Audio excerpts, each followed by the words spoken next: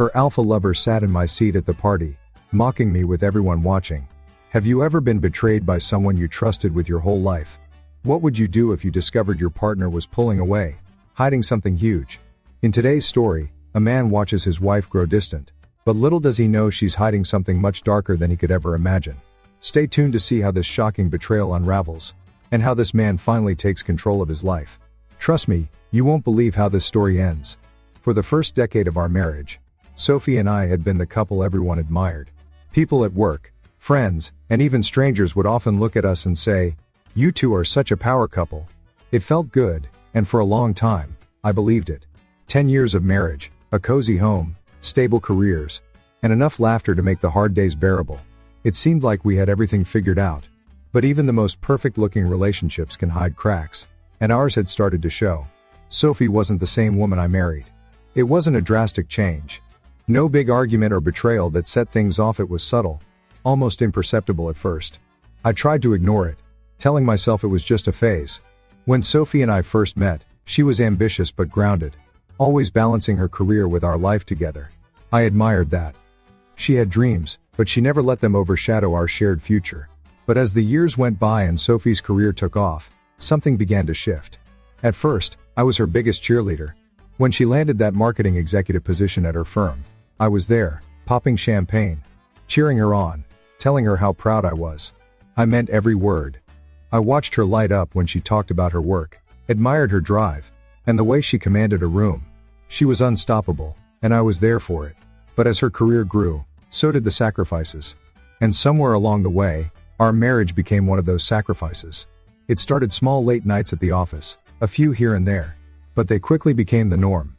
Our dinner plans were canceled more often than not. Date nights became a distant memory, and weekends?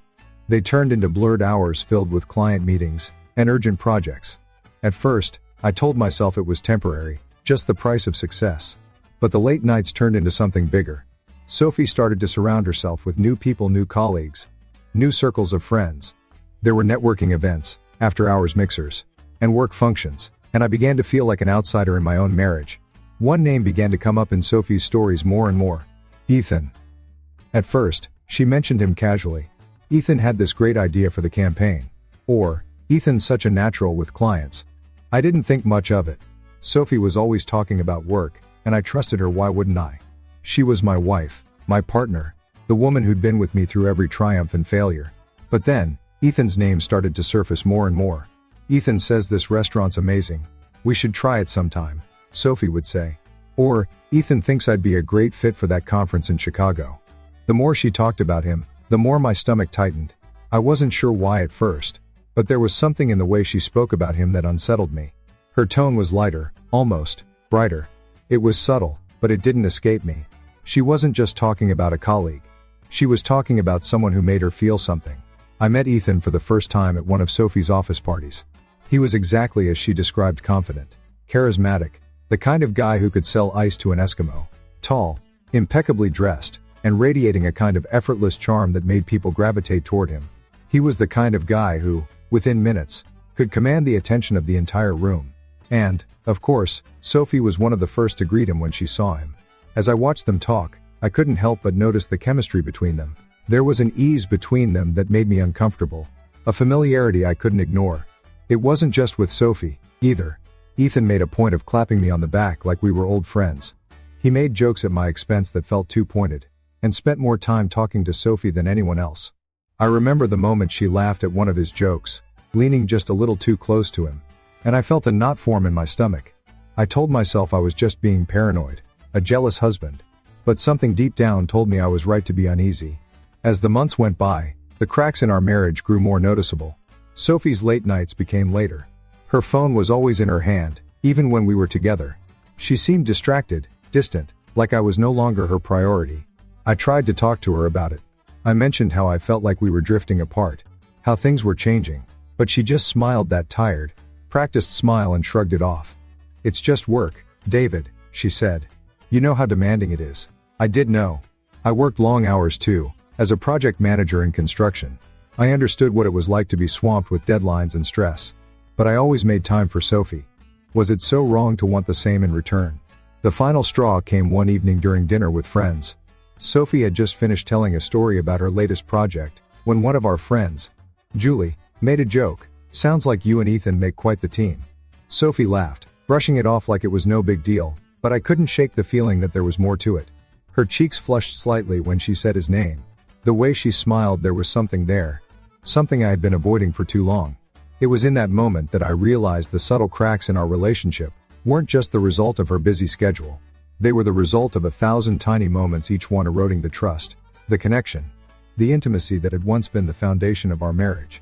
I still wanted to believe that we could fix it, that Sophie would realize what was happening and make a change. But every time I tried to confront her, she dismissed me. Her career, her new friendships, her after-hours commitments, they all came first. I started to wonder if I was just a convenience. Someone to be there when it was convenient. But not someone she needed. Not someone she truly cared about. I tried to keep my cool, to tell myself it was just a phase. But the more I watched, the more it became impossible to ignore. Ethan wasn't just a coworker. He was a threat. And no matter how much Sophie denied it, no matter how many times she said it's just work, I could see the truth. There was something going on between them. Something that no amount of denial could cover up. At that point, I realized I had to take control. I had to face the truth, no matter how painful it was. I couldn't sit back and let this continue any longer. Sophie's attention, her loyalty, and her love, everything I thought I had, was slipping away right before my eyes. And all I could do was watch. I had to make a choice, let it all fall apart, or fight for what was mine. But at that moment, it wasn't just about saving my marriage. It was about reclaiming my own dignity. I wasn't going to let Ethan, or anyone else, come between us any longer. And I was done being the guy who quietly took a back seat while the world, and Sophie's affections, went elsewhere. Something had to change. And it had to change now. The tension between Sophie and I had been building for months. But I kept convincing myself that it was just a phase, something temporary. Maybe it was just the stress of her demanding job. Or maybe it was the pressure of managing our home and careers. I tried to be patient, to understand. After all, I loved Sophie deeply. She was the woman I had built my life with. The woman I had always trusted to be by my side. But the more I tried to make excuses for her, the more my doubts crept in, gnawing at me until they became impossible to ignore. Sophie's late nights had become routine. I'd often come home from work to an empty house, the light from the kitchen flickering on, signaling that dinner had been abandoned. Yet again, I'd sit at the table, alone, eating whatever I could scrape together, waiting for her to come home. Sometimes it was hours later. Sometimes, she would text me just before bed, apologizing and promising that she would make it up to me the next day. But the next day would come, and there would be another meeting, another event, another dinner with clients. I'd wait for the text, the call, the reassurance that I mattered. But most of the time, I didn't get it. I was left in the shadows, waiting for a woman I no longer recognized. I tried to talk to her about it. I brought it up softly at first, asking if we could spend more time together. Reminding her that we used to be so connected. "We've always made time for each other," I said, trying to keep my voice calm. "What happened to that?" But Sophie just brushed me off, as though it was no big deal. "I'm just busy, David. You know how it is." She said it with a kind of finality, like the conversation was over before it had even started. She didn't seem to care that I was feeling ignored, neglected, pushed to the margins of our relationship. I tried to stay patient, to keep understanding. I convinced myself it was just a phase, something that would pass once the craziness of her work settled down. And every time I tried to talk to Sophie about it, it felt like I was just talking to a wall. There was no emotion in her voice when she spoke to me. There was no warmth, no connection. It was as if she was living a separate life, one where I was no longer needed or wanted. Then, there was Ethan. At first, I didn't think much of him. Sophie spoke about him like he was just another colleague, another person she worked with. She would mention him in passing. "Ethan had this great idea for the campaign." Or "Ethan really knows how to work a room." I didn't think twice about it. After all, it was just work, right? Sophie was a professional, and it wasn't unusual for her to be close to people she worked with. But as time went on, Ethan's name started to appear more and more in our conversations. And it wasn't just casual mentions anymore. No, Sophie began to bring him up constantly, in a way that felt different. "Ethan says this restaurant's amazing. We should go sometime," she'd say casually, like she was just talking about a new place to eat. But I couldn't ignore the way her eyes lit up when she said his name, or the way her voice seemed to soften, like she was talking about something or someone she cared about. I tried to ignore it at first. I told myself I was being paranoid. After all, Sophie was just talking about a colleague. But the more she mentioned Ethan, the more I began to feel a sense of unease building inside me. I couldn't shake the feeling that something was off. There was a distance between us. A wall that had gone up without warning. And I couldn't figure out how to break through it. I thought maybe it was just the stress of her job, the long hours, the constant pressure. Maybe I was overthinking things. But I knew deep down that it wasn't just work. It was Ethan. I first met him at one of Sophie's office parties. She'd insisted I come, saying it would be good for me to meet her colleagues. I didn't want to go, to be honest. I'd rather have stayed home, enjoyed a quiet evening. But Sophie seemed so excited, and I didn't want to disappoint her. So, I put on my best face and went. As soon as we arrived, I spotted Ethan across the room. He was holding court, surrounded by people. Laughing and telling stories like he was the life of the party. He was tall, handsome, confident everything I wasn't. I could see why Sophie liked him. He had a magnetism about him that drew people in. And Sophie was no exception. She walked over to him with a smile, and the moment their eyes met, I could see a spark. I tried to ignore it. I really did. But the way they interacted made me uncomfortable. They were too familiar with each other, too at ease. Ethan leaned in close to Sophie, his hand on her shoulder, laughing at something she said. And the way she responded, it wasn't just a polite laugh. No, it was something more, something that made my stomach twist in a way I couldn't explain. I was standing right there, but it was as if I didn't exist. Sophie was more focused on Ethan than she was on me. I told myself I was just being insecure. But the feeling in my gut wouldn't go away. I couldn't ignore it any longer. Sophie and Ethan were more than just colleagues. They were something else, something I wasn't sure I could compete with. And that thought made me sick. After the party, Sophie and I went home, and I tried to bring it up. I mentioned how I felt uncomfortable around Ethan. How his behavior toward her seemed a little too familiar. But Sophie just brushed me off. "Oh, David, you're being ridiculous. Ethan's just a friend. He's harmless." She laughed it off, but I could hear the edge in her voice. It was as though she was annoyed with me for even bringing it up. And that made the knot in my stomach grow even tighter. Over the next few weeks, things only got worse. Sophie began spending more and more time with Ethan. She would come home late, her face flushed from excitement as she recounted stories of meetings and dinners with him.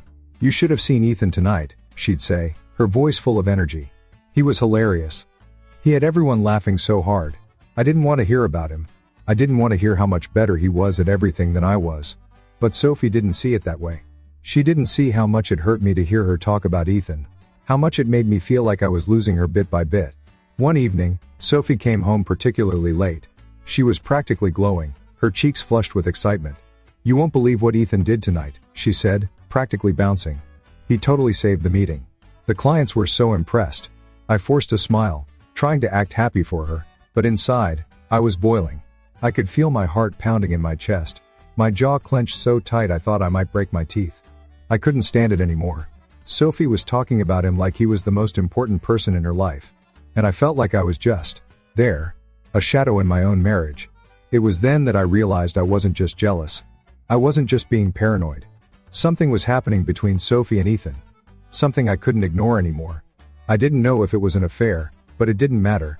The emotional betrayal was just as real. Sophie was no longer the woman I had married. She was someone else, someone I didn't recognize. And worse yet, she didn't seem to care.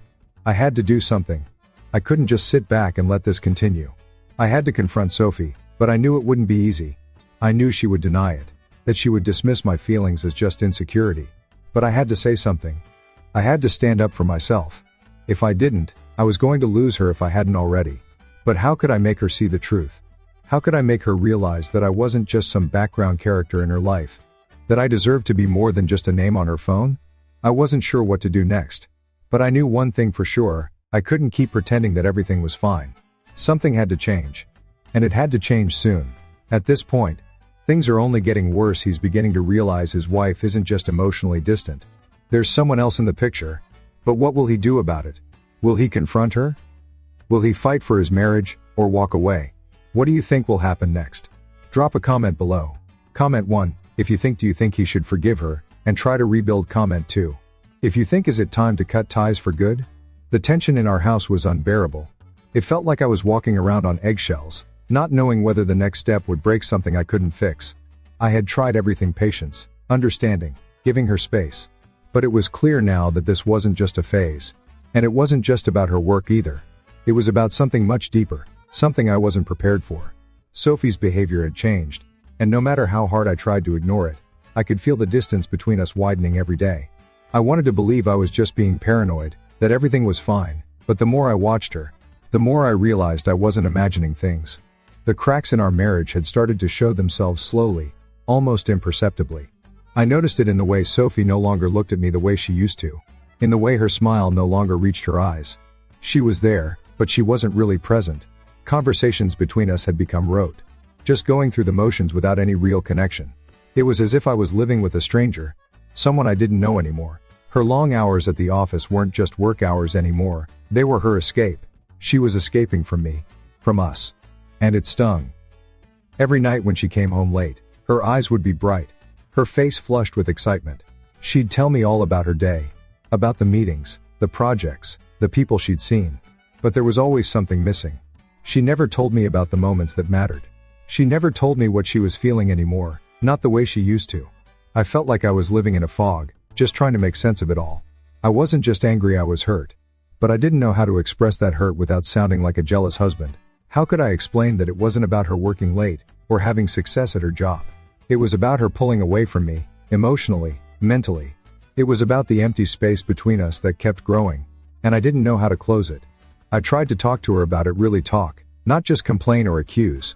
I told her how much I missed us, how much I missed her.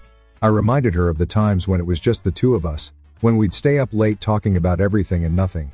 We used to talk like that all the time, I said. What happened? But Sophie just brushed it off, her eyes distant, her tone defensive. I'm just busy, David. You know how it is. Work's demanding right now. It'll pass, but it didn't pass. It wasn't just work. I could see it in her eyes, feel it in her touch, hear it in the way she said his name, Ethan. I couldn't escape it. Sophie's obsession with Ethan was no longer a subtle thing I could ignore. It had grown like a tumor in our relationship, spreading and consuming everything in its path. She talked about him like he was her best friend, her confidant, her equal. She would mention him so casually, so often, like it was nothing. Ethan says we should go to this restaurant, or Ethan thinks we should meet with this client, or Ethan's so good at making people feel comfortable. Every time she spoke his name, it felt like a knife twisting in my chest. There was no jealousy in my heart, only the cold realization that something was happening between them, something I couldn't stop, no matter how hard I tried. I tried to rationalize it at first. Maybe it was nothing.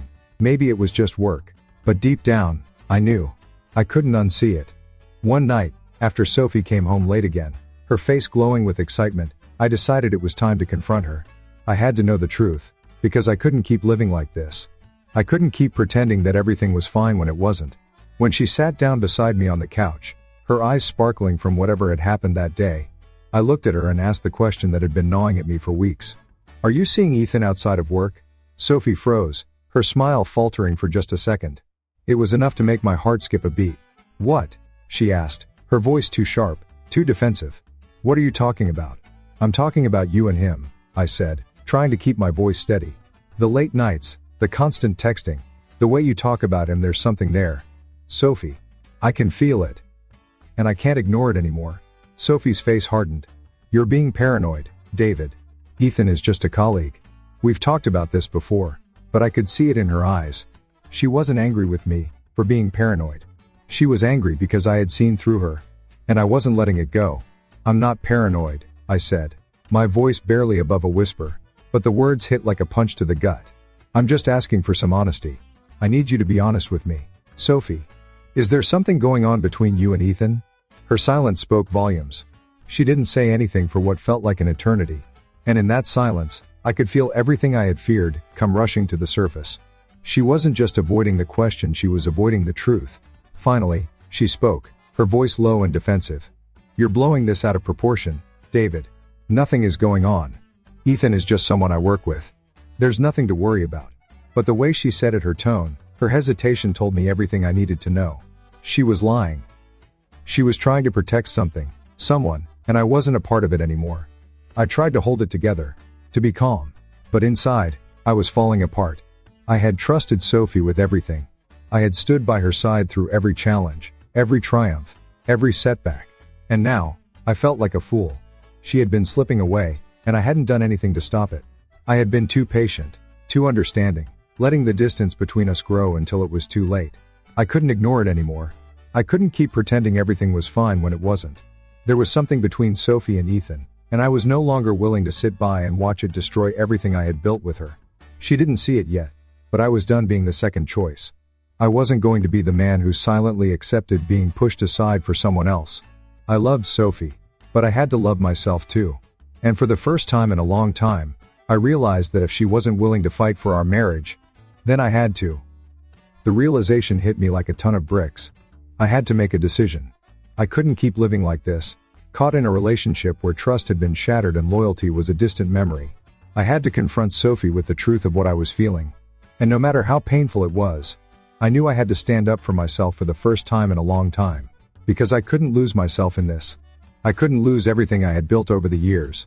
And so, I made the hardest decision of my life. I had to confront Sophie not just about Ethan, but about everything that had been building between us. It was time to stop pretending, to stop lying to myself. It was time to face the truth. I could feel the weight of the moment pressing down on me, suffocating me. Sophie's words echoed in my head, but they didn't make sense anymore. Nothing is going on with Ethan, she had said, her voice defensive, yet hollow. It wasn't the words that bothered me, though. It was the silence that followed them, the way she couldn't look me in the eye, the way she avoided the truth with each passing second. I had been patient for so long, trying to understand, trying to make excuses, but now I realized I was just kidding myself. Sophie was lying to me, and I couldn't keep ignoring the signs any longer. Every interaction between her and Ethan, every little mention of his name had become a red flag. I couldn't ignore. At first, I tried to convince myself that I was overreacting. I told myself that I was just being jealous, that I was being the insecure husband. But the more I watched them, the more I saw how she spoke about him, how she lit up whenever she mentioned him, how her eyes seemed to sparkle when she described his every move. There was a clear shift in her behavior, and I couldn't pretend I didn't see it. I had been trying to talk to Sophie about it for weeks, but every time I brought up Ethan, she shut me down. "You're being ridiculous," she'd say, brushing me off with that same tired smile. But I wasn't being ridiculous. I knew what I was feeling, and it wasn't jealousy. It was the feeling of betrayal, the slow realization that the woman I had married was slipping away from me, and I wasn't doing anything to stop it. The final straw came one night, when Sophie came home later than usual. Her eyes too bright, her voice too high-pitched. She had spent hours at a work event, she said. But when she walked through the door, there was something about her that felt off. She wasn't the Sophie I knew. She wasn't the woman who would sit down after a long day and share a glass of wine with me, laugh about something silly, and talk about our lives. No, tonight, she was different. Her smile was too wide, her words too rehearsed. It felt like she was playing a part, trying to convince both herself and me that everything was fine. But it wasn't fine. I could see it in her eyes. She was hiding something. "Who were you really with tonight?" I asked, my voice calm, but with a hint of steel behind it. The question was simple, but I could see the color drain from her face. She paused, her hand trembling slightly as she set her purse down on the counter. "What do you mean?" she replied, her voice sharp, defensive. But I could tell the guilt was written all over her. I wasn't the only one who could feel the tension between us. She knew I knew. "You know exactly what I mean, Sophie," I said, my voice lower now, more intense. "You've been spending so much time with Ethan. It's not just work anymore, and I can't pretend I don't see it. You've changed, Sophie. And so have we." Her lips pressed together in a thin line, and she crossed her arms, like she was bracing herself for a fight.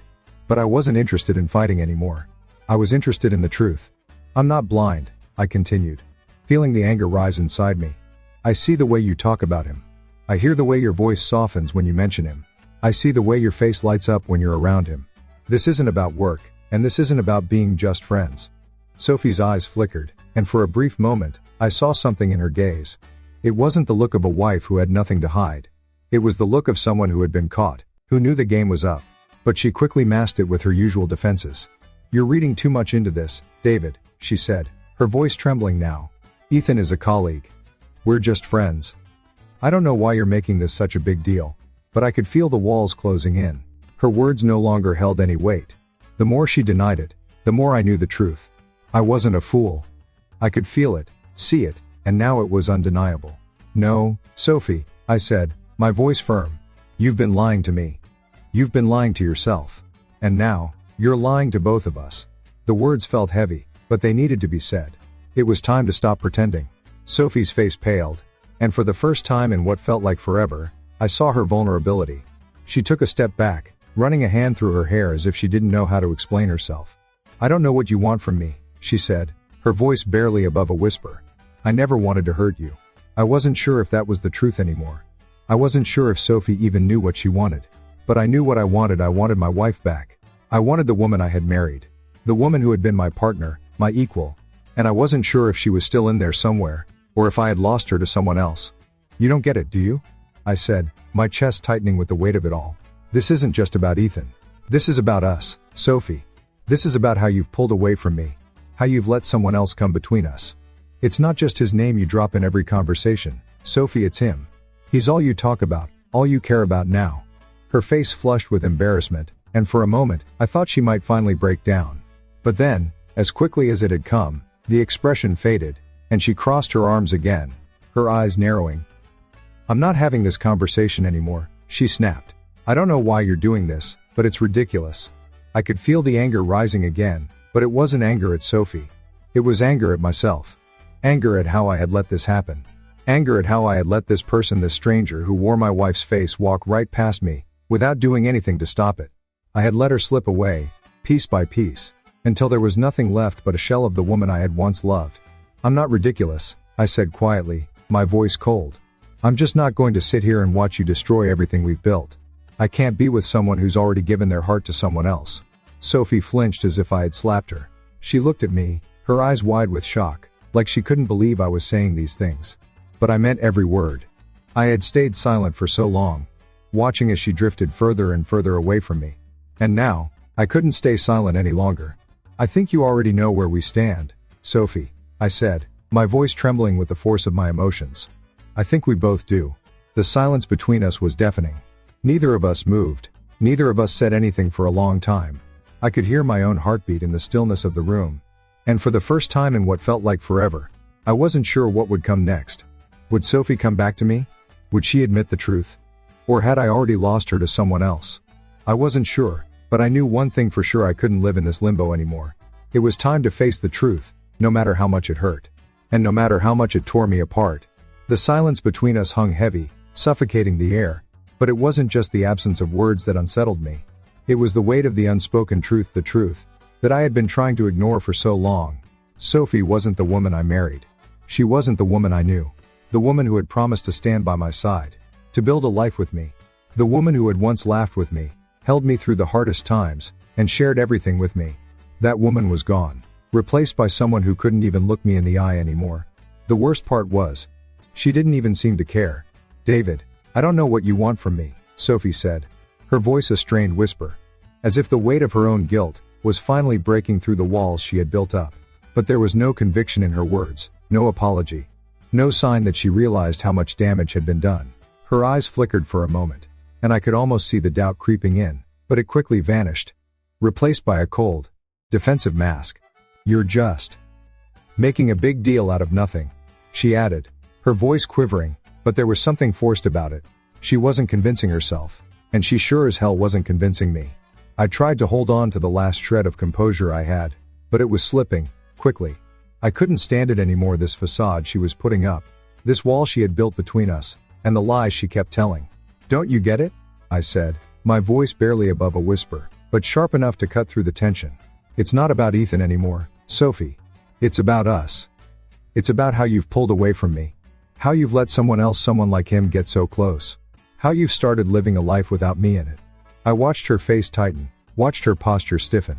There was something so cold about her now, something so distant. She wasn't the woman I used to be able to talk to about anything, about the good, the bad, and the ugly. That Sophie was gone. This woman sitting in front of me was a stranger, someone I didn't know anymore. She was shutting me out. And she wasn't even pretending like she cared enough to let me in. "I haven't pulled away from you," Sophie said, her voice a mix of defensiveness and exhaustion. But her eyes told me otherwise. Her voice didn't match the emotions behind them. She had become so good at hiding it, at pretending nothing was wrong, but I could see it, everything was wrong. Every word she spoke, every tiny gesture she made, only confirmed what I had been afraid to admit to myself. She had already checked out. She had already made her choice, and it wasn't me. "No," I said, my voice steady, though my heart was pounding. You have. You've been shutting me out for months, Sophie. I've been right here, trying to reach you, trying to understand, but you've been too busy with him to notice. I wasn't even sure why I was still trying to explain myself to her. Maybe it was just my last attempt to make her see what was so obvious to me. Or maybe, in some twisted way, I still wanted to believe that there was a chance to fix this, that if I said the right thing, if I proved how much this hurt me, she might wake up, might realize what she was doing. But she didn't. Instead, she looked away, her eyes darting around the room as if searching for an escape, a way to avoid facing the reality of what I was saying. I don't know why you're making this about him, she said, her voice dropping to a whisper, her fingers curling into the fabric of her sleeves. He's just a coworker, David.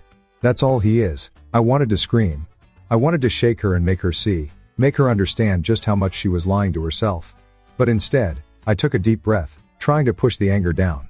There was no point in yelling, no point in demanding answers she wasn't ready to give. Instead, I asked, why are you still protecting him, Sophie? Why are you still defending him when I can see it in your eyes, when I can see the way you talk about him, the way you look at him? Her lips parted, like she was about to say something, but the words caught in her throat. She wasn't even trying to argue anymore. Her silence was the loudest answer. But I wasn't done. I've watched you change, Sophie, I continued, my voice softer now, almost pleading. I've watched you grow distant. You've stopped being our Sophie, and I don't know when it happened. But the worst part is, you haven't even noticed. You haven't even cared. There it was, the truth. It wasn't just Ethan, it was the slow erosion of our marriage. The cracks that had started small had grown so deep, that I wasn't sure they could ever be repaired. I was still holding on to the hope that I could save us, that I could make her realize what she was losing. But I was starting to wonder if maybe it was too late. Maybe Sophie had already made her decision. Maybe I wasn't part of her future anymore. Sophie opened her mouth, but no words came out. Her face was a mask of confusion, of frustration, like she was lost, unsure of how to make sense of what I was saying. And in that moment, I realized something else: she didn't even know who she was anymore. She had been so consumed by her work, by Ethan, by the life she had built without me in it, that she had forgotten the person she used to be. She had forgotten the person she promised to be to me. I can't keep doing this, Sophie, I said, the words barely above a whisper. I can't keep pretending everything's okay when it's not. I'm not going to sit here while you continue to push me aside for him. I deserve more than that. I deserve a wife who chooses me, who sees me. I deserve a chance to feel like I'm still part of our life. Her eyes shifted away again, but this time, I saw a flicker of guilt in her expression. A crack in the wall she had built so carefully around herself. For just a moment, she looked vulnerable, like she was seeing it too. But it didn't last long. The coldness returned, the distance between us grew again. And I knew it was over. Sophie had already made her choice. And it wasn't me. Maybe you're right, she said, her voice barely audible, her gaze finally meeting mine. Maybe it's too late, and that was it. The final blow. The words I had feared hearing, the truth I hadn't wanted to face. I wasn't sure what to do next. I wasn't sure what the future held. But I knew I couldn't keep waiting for something that was never going to happen. I couldn't keep hoping that things would magically fix themselves, when everything had already fallen apart. As I walked away, the weight of it all settled in. I didn't know where this would lead, or if there was even a way back. But one thing was certain: I had to let go. I couldn't keep holding on to something that wasn't there anymore. And that realization, painful as it was the beginning of something new. The next few days felt like a blur, a haze I couldn't shake. I tried to go through the motions: work, chores, small talk with Sophie, but everything felt wrong. Every glance, every word, felt like a reminder of how far we had fallen. The weight of the unspoken truths between us was suffocating. And every time I looked at her, I saw the distance between us widen even more. Sophie was a stranger now, and no matter how much I tried to hold on, I couldn't ignore the feeling that I was losing her for good. I kept replaying our conversation over and over in my head. The words she had said, the coldness in her voice when she admitted that maybe it was too late. Maybe you're right, she had whispered, her eyes flicking away in shame. Maybe it was too late. Maybe I had already lost her. Maybe Ethan had already taken my place in her life, and I was just clinging to a memory of the woman I used to know. But there was a part of me that refused to accept that. There was a part of me that still wanted to fight, still wanted to believe that Sophie and I could fix this. But with each passing day, that hope seemed to fade. The more I saw Sophie pull away, the more I realized that I wasn't just fighting for her. I was fighting for a version of our relationship that no longer existed. The version of our marriage that I had cherished so much: the late night talks, the spontaneous trips, the quiet moments together was gone. And no matter how much I wanted to go back to that, I couldn't. One night, after another long day at work, Sophie came home late again. Her excuse was the same: it was a big presentation at work. Something that required her to stay late and meet with clients. I didn't argue with her, didn't ask questions anymore. I was tired. Tired of the lies, tired of the games. But as she walked through the door, something inside me snapped. I looked at her, and I saw it all: the mask she had put on. The one she wore to hide the fact that she didn't want this anymore. That she didn't want me anymore. "You're home late again," I said, my voice quieter than usual. But there was an edge to it. The words felt heavy, like they had been waiting to be said for a long time. Sophie looked at me, her eyes briefly flickering with guilt. But it was gone as quickly as it appeared. "Yeah, sorry. Work's been crazy," she said, as if that was enough. She dropped her purse on the counter, clearly trying to avoid the conversation. But I wasn't going to let her avoid it anymore. "I don't care about work, Sophie," I said, my voice sharp now, the anger I had been holding back finally bubbling to the surface. "I care about us. About what's happening to us. You're gone, Sophie. You've checked out. You're not here with me anymore. You're with him." I could see her tense up, her back straightening as if bracing for an attack. But I wasn't attacking her. I was just tired. Tired of pretending everything was fine. Tired of pretending that I didn't feel the walls she had built around herself. "You're still talking about Ethan?" she asked, her voice defensive. But there was a trace of something else in it now, something I couldn't place. "David, I told you, nothing's going on. You're making this out to be something it's not." I laughed bitterly, shaking my head. "It's not about him anymore, Sophie. It's about you. About the way you've let him into our lives, into our marriage. It's about how you've stopped seeing me, and started seeing him. How every time you mention him, it feels like I don't exist anymore." She didn't say anything. Her lips pressed together in a tight line, her eyes avoiding mine. I could feel the anger rising in my chest again. But this time, it wasn't just anger at her. It was anger at myself for letting it get this far. For letting her pull away without doing something about it sooner. "You've stopped seeing me," I said again, quieter this time, the words coming out like a confession.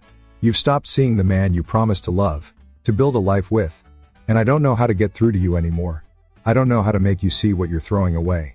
Her eyes finally met mine, but there was no emotion in them, not the way I had hoped for. There was no guilt, no remorse. There was just nothing. "David," she said, her voice calm now, almost detached. "I don't know what you want me to say. This is just how it is. You and we've changed. And I can't keep pretending that we haven't." The finality in her words hit me like a punch to the gut. I had been holding on to this fragile hope that maybe, just maybe, Sophie would snap out of it. That she would realize how much I still cared, how much I was fighting for us. But this was her admitting that she had already let go. That she didn't want to fight for us anymore. And in that moment, I realized that I had already lost her. I wanted to scream, to fight, to make her see that this wasn't just a phase. That we could work through this. That we should work through this. But I didn't. Because I knew, deep down, that the fight had already been lost.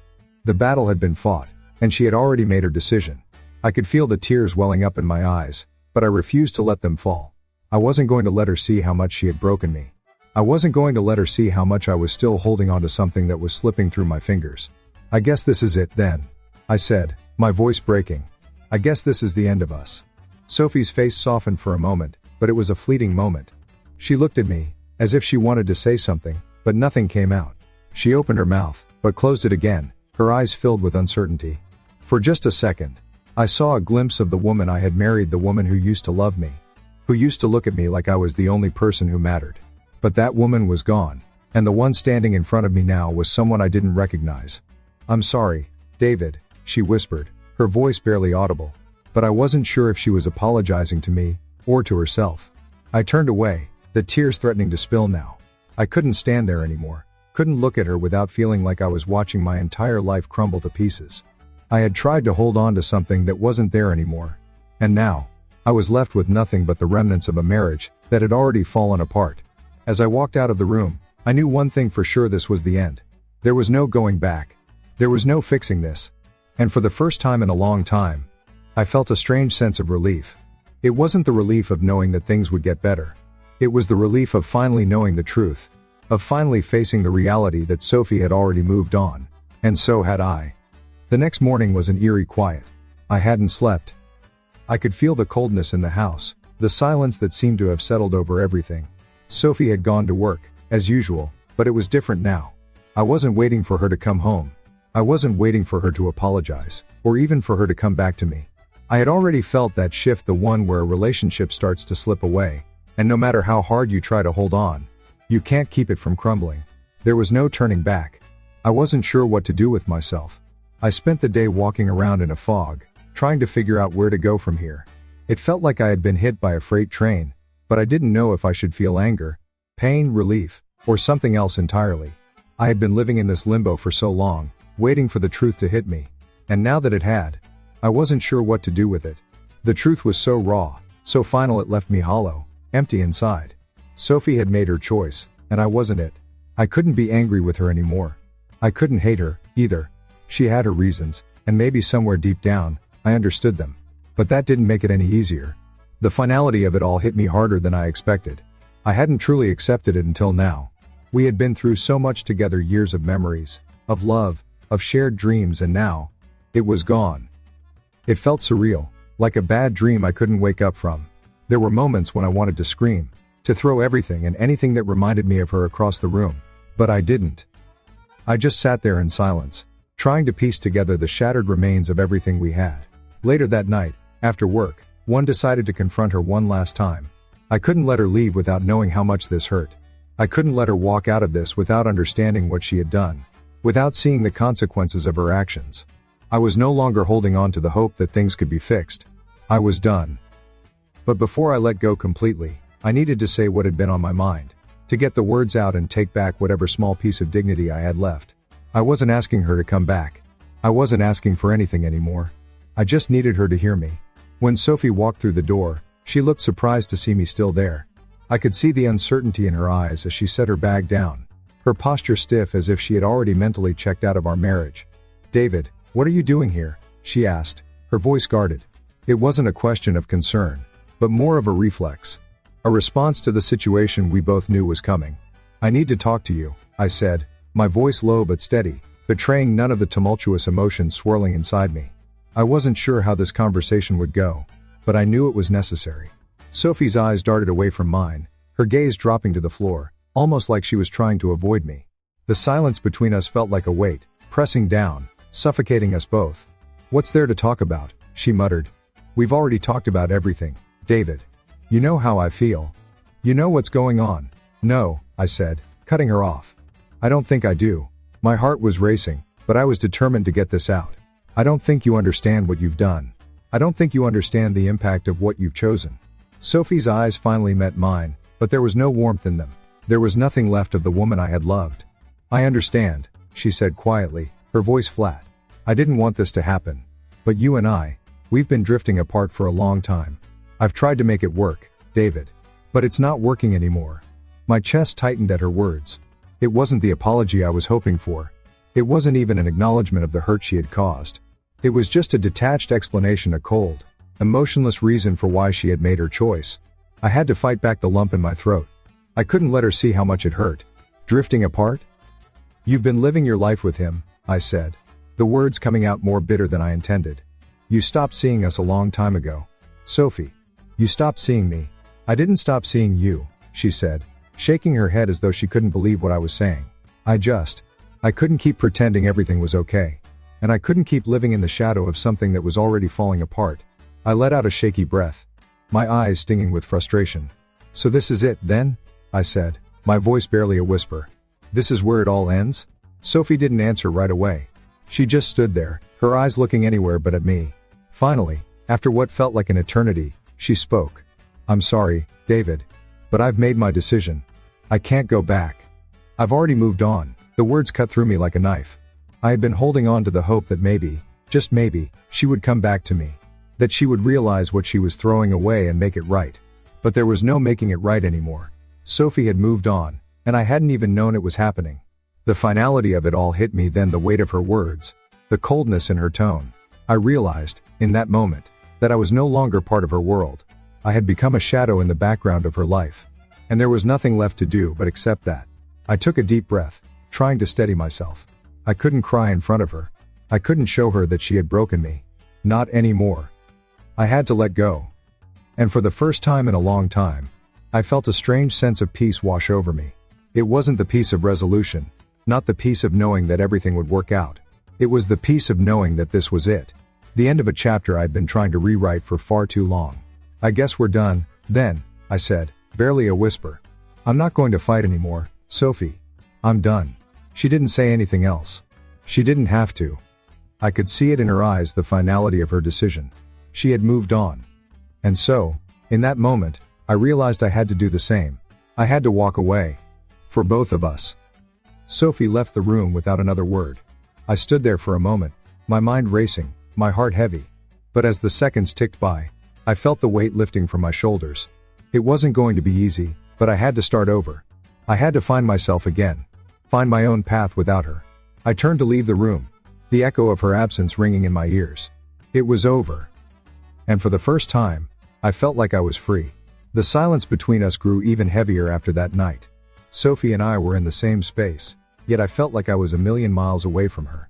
Her decision had been made, and no matter how much I wanted to fight, no matter how much I wanted to scream, I knew it wouldn't change anything. The words she had said that she had already moved on echoed in my head like a drumbeat. I couldn't ignore. And in that moment, I realized something. I realized I had been holding on to something that no longer existed. I didn't expect her to fight for me. I didn't expect her to suddenly turn back around and beg for forgiveness. That was never who she was. She had always been strong-willed. Independent traits I admired, but now they felt like walls that I could never break through. Every day she was becoming more distant, and with every word she spoke, every gesture, I could see her drifting further from me. But the hardest part? The hardest part was that I had to let go. I had to accept that Sophie and I were no longer the same couple we had been. We weren't the people who laughed together late into the night, who dreamed of a future side by side. That version of us was gone. And as much as I wanted to fight, to make her see what she was losing, I knew deep down that I had to let her go. She had already walked away. I just needed to catch up. The weeks after that conversation were a blur. I threw myself into work, drowning myself in the mundane to avoid facing the reality of what had happened. I tried to keep my distance from Sophie, but it was impossible. She was still there, living under the same roof, and every time I saw her, it felt like a reminder of how much I had lost. Her eyes no longer held the warmth they once did when she looked at me. There was no more laughter between us, no more easy conversation. We were strangers in the same house. I spent my days replaying every moment, every conversation in my head. What went wrong? How did we get here? Was it Ethan? Was it me? I had no answers. But one thing was clear, this wasn't the life I had imagined for us. This wasn't the future I had dreamed of when we first got married. And as much as I wanted to fix it, as much as I wanted to go back to the way things were, I knew that ship had sailed. It wasn't until one night, when Sophie came home late again, that I realized I couldn't keep pretending everything was fine. She walked through the door, her eyes tired but guarded. The same way she had been for weeks.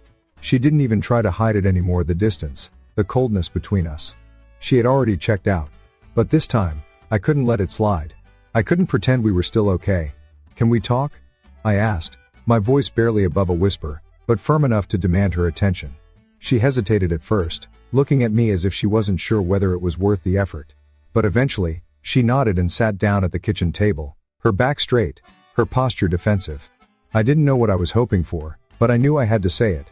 You've been gone for a while now, Sophie, I said, my words slow, measured. Not just physically, but emotionally. I've watched you slip away, and I can't keep pretending that everything's fine between us. Her lips pressed together, her eyes flickering away from mine. David, I don't know what you want from me. I've already explained everything. We're not the same anymore, and I don't know how to fix it. I could feel my chest tighten, the words caught in my throat, but I pushed through it. You don't have to fix anything, I said. I just need you to understand what this has done to me. What it's done to us. She was quiet for a long moment, her gaze focused on her hands as they gripped the edge of the table. I couldn't read her anymore. I didn't know what she was feeling, and that scared me more than anything. I don't want to hurt you, David, she said quietly, her voice barely audible. But I can't pretend we're still the same. I can't pretend that things haven't changed. I nodded, swallowing the lump in my throat. I had known it, deep down. I had seen it coming, but hearing her admit it made it feel final. I'm not asking you to pretend, I said, my voice cracking slightly. I'm asking you to be honest.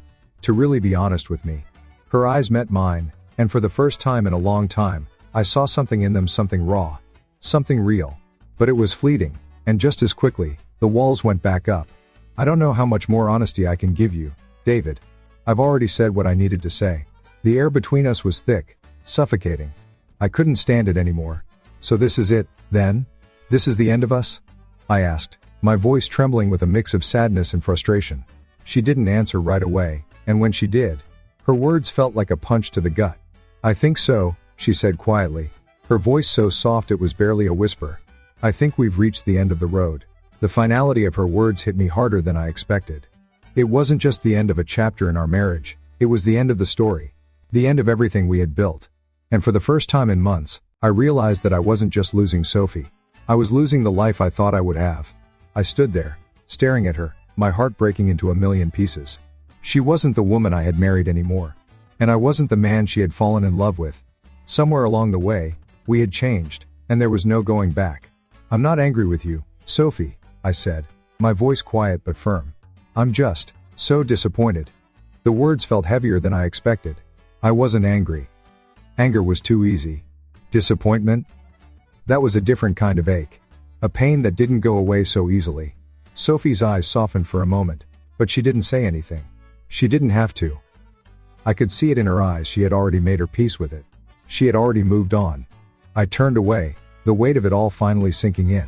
I had spent so much time trying to fix something that was already broken beyond repair. I had clung to a hope that I couldn't even articulate.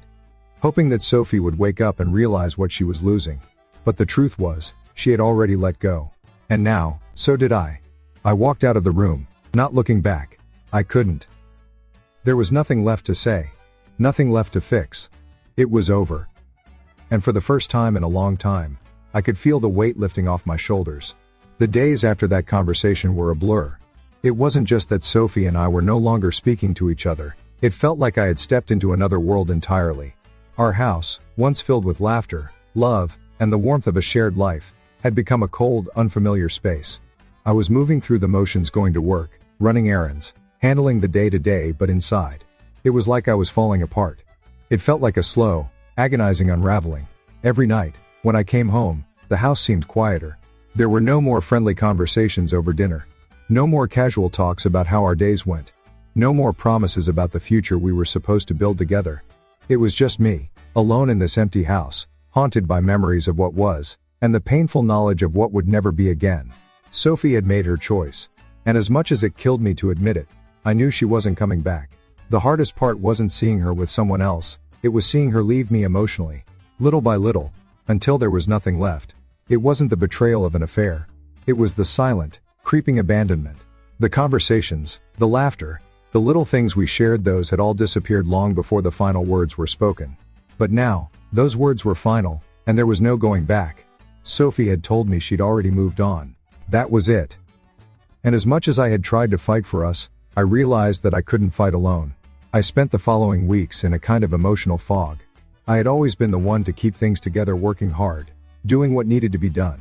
But now, all the structure, all the routines I had clung to, felt hollow. There was no purpose in them anymore. I couldn't even bring myself to care about the things I once loved. Every corner of our house reminded me of what was lost. Every empty room, every empty chair, felt like a weight pressing down on me. I couldn't escape it. It wasn't until I found myself sitting alone in the living room one night, staring at the floor, that I realized something. I had been holding on to this version of myself, this idea of a man who could keep things together, who could fix things, who could make everything okay. I had been clinging to that image for so long, but now I saw the truth. I wasn't that man anymore. I was broken, empty. But that didn't have to be the end of it. Maybe it was time to let go of the past. Time to let go of the illusion that I could somehow fix what had already fallen apart. I could feel the change in myself, the subtle shift that comes with the realization that you have to let go of something you can't control. For the first time, I saw that this pain, this heartbreak, didn't define me. It wasn't the end of my story, it was just the end of this chapter. And it was time to start a new one. I thought about everything Sophie and I had been through. The years of love, the years of promises. We had been so in sync at one point. We had built a life together, or at least, that's what I thought we had done. But now, all of that seemed like a distant memory. And in a strange way, I realized that I had been holding on to that memory for too long. I had been trying to recreate a past that no longer existed. Sophie had moved on. She had already left me behind in ways that went far beyond her relationship with Ethan. And as much as it hurt, I realized I had to do the same. I began to focus on myself. It was something I hadn't done in years. I had always been so wrapped up in our life, in our relationship, that I had lost sight of who I was. But now, I had no choice but to rediscover myself.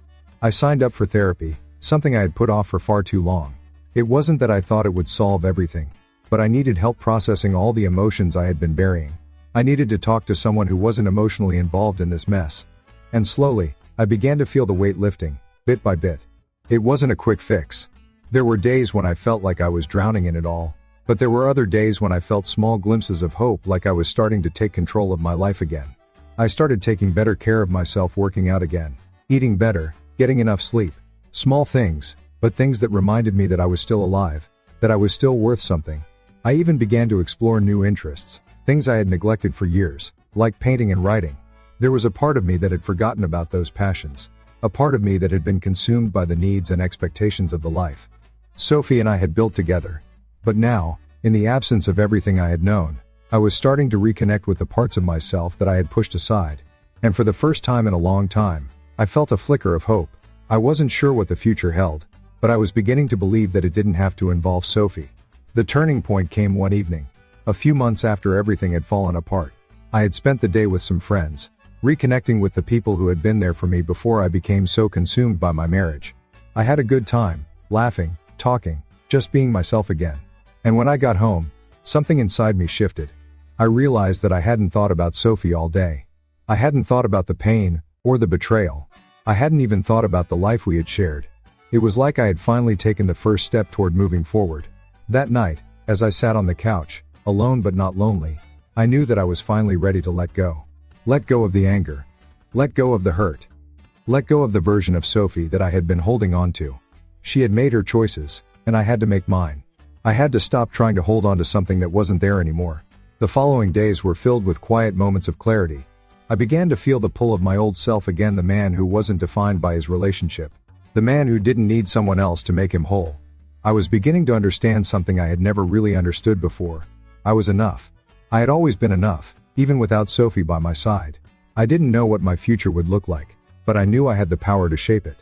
I knew that this heartbreak wasn't the end of me, it was the beginning of something new. The past was behind me, and for the first time in a long time, I felt like I was truly free. I thought about what Sophie and I had once been. The love, the memories, the promise of a future together. But I also knew that sometimes, the end of one thing is the beginning of something else. And for the first time in months, I was ready to embrace that. I was ready to let go of the past, to embrace the future, and to start living my life again. The journey ahead wouldn't be easy, but I was ready for it. I had to be. Because I was no longer the person I used to be. And for once, that felt like the greatest freedom of all. Wow. Can you believe what just happened? The truth came crashing down. But this isn't the end of the story, it's just the beginning. How far is too far when it comes to betrayal? This man made a choice that changed everything. But was it the right one? What would you have done in his shoes? Comment below with your thoughts. And don't forget to like, share, and subscribe, there's so much more to come. And you won't want to miss it. The lesson from this story is clear. Sometimes, we hold on to relationships and dreams that have already ended, hoping to fix what's broken.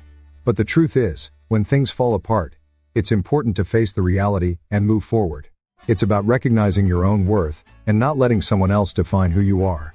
In life, we all face loss and heartbreak, but the key is to never lose yourself in the process. Let go of the past, embrace your growth, and remember you are enough. Don't let fear hold you back from a new beginning.